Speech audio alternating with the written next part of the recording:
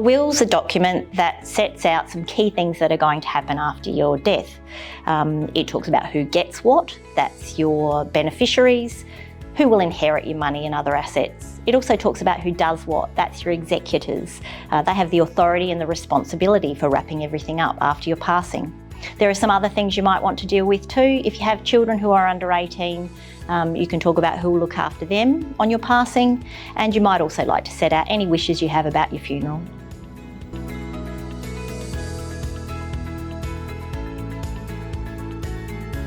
Yes, if you're 18 or over, you really should put a will in place.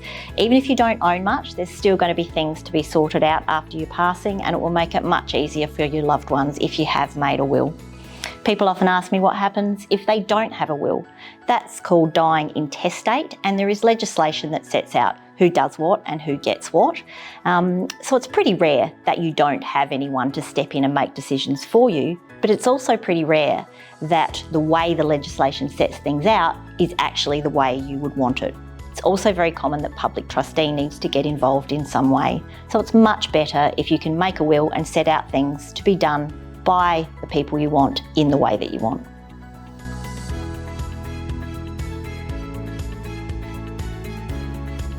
You might think that a do-it-yourself will kit or an online will is a good cost-effective option. You're probably not surprised to hear me say, please don't. Wills are really important documents, and although they might seem straightforward, they are actually very complex. You've got to get the wording just right, you've got to get the witnessing just right, and if you accidentally mess something up, you won't know until it's too late to be fixed, and your best bet is to use a lawyer who does this for a living, and then you know you've got things in place for your loved ones.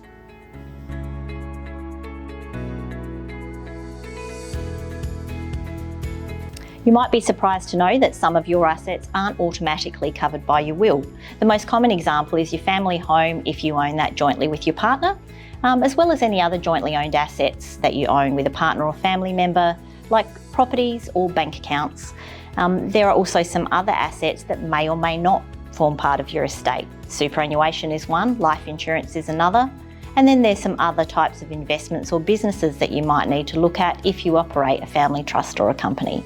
So if you've got any of these sorts of things, it's really important to get your advice and get your will done right.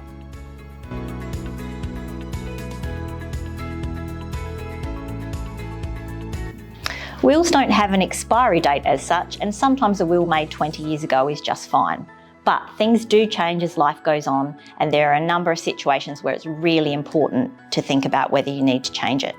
There are some situations where changing your will is a must. Now, if you get married or move in with your partner, it's really important to make a new will. Also, if you separate or divorce, a new will is a must. Then there are some situations where you might need to change your will, or you might not, and you should get some advice.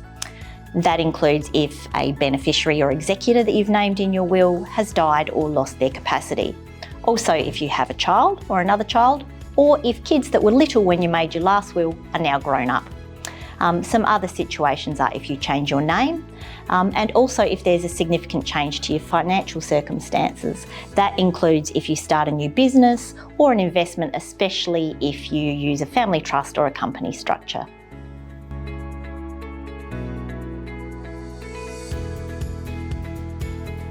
To state the obvious, your will doesn't have any impact while you're still alive. So what that means is if you lose your decision-making capacity, your executors can't step in to help.